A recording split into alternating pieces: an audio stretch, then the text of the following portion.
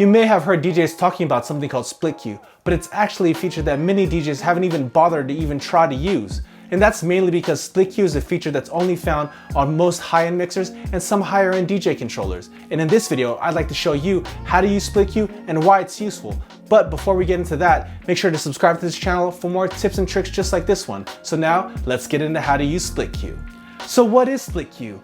Well, as the name implies, split cue goes ahead and splits your headphones and it allows you to listen to two different sources at one time. One side being the master output, which is what the crowd is listening to, and the other side would be your headphone cue, which is what you usually use to cue up the next song in your mix. Now the question you might be asking yourself is, why would you even use split cue? Well, one great use of split cue is if you're having issues hearing what's coming out of the main outputs of your DJ hardware. Now that might be for a few reasons. Maybe the PA speakers are a little too far from the DJ booth and you really can't get a good read of what the crowd's hearing.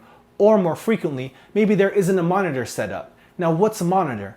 A monitor is a speaker that's usually pointed towards the DJ that lets the DJ hear what the crowd's hearing a lot easier. And in the cases of smaller venues such as small clubs, bars, and pubs, there's a lot of times where there isn't a monitor even set up at all. So having the split cue option where you can always hear what's going on and what's the crowd's hearing in one side while still being able to cue up the next record on the opposite side really quickly really comes in handy. Now, the second way that split cue can really come in handy is if you're practicing at home and you really can't have the speakers bumping, having split cue on can really help out practicing and recording a mix. And this is for the same reason, because in one side you can hear what is getting recorded while you can still cue up on the other side, all without having to change many options on the mixer or controller that you're using. Really makes using split cue really fluid when recording a mix in pretty much perfect silence. So if you're in a location where you can't make too much noise but you gotta get a mix recorded or you gotta get some practice in, split cue is a great option as well.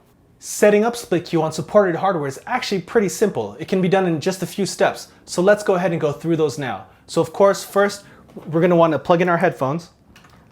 Then you're gonna wanna put your headphones on however you use them when you DJ. In my case, I keep one ear cup on and then one ear cup off, and I'll tell you why in a second. Next, you're gonna wanna make sure that you enable split cue. So on this Nexus 900, we have the option between stereo and mono split. Now stereo is going to be your normal headphone cue that you would find on pretty much any DJ hardware, and mono split is going to be your split cue, which splits the cue between the master on this side that I always keep on, and then the actual cue section on this side, which I go ahead and pop on and pop off. And that's kind of why I like these headphones and I like having my headphones on this way, because it allows me to switch the cue on and off while still being able to listen to the master output.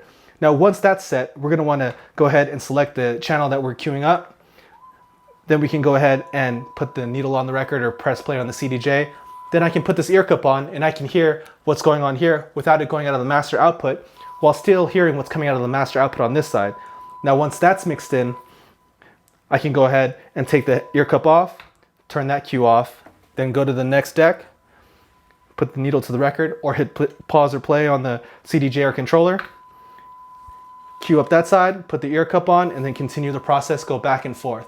Now, this really is cool because it really allows me to still maintain and hear what the crowd's hearing and still cue up the next record on and off really quickly without having to adjust the mixing knob between master and cue and adjusting the level on the actual headphone, because I have both at the same time and I can turn one on and off pretty much just by switching my headphone position. Really simple, really easy to use, and really comes in handy. Using split cue effectively may take a little bit of time to master, but definitely does have its upsides. Being able to hear the master output and the headphone cue at the same time definitely comes in handy. From times when you can't really hear what the crowd is hearing because maybe the PA system's a little too far from the DJ booth, or maybe there isn't a monitor set up, or in times when you need to practice late at night, or you need to record a mix in your bedroom and you can't make too much noise, split cue is definitely a feature that you might want to check out. So if you enjoyed this video, make sure you like and comment on it, and if you haven't already, be sure to subscribe to this channel for more tips and tricks just like this one. So if you haven't given split cue a chance, definitely check it out. Now get good, get out there, and make the moments.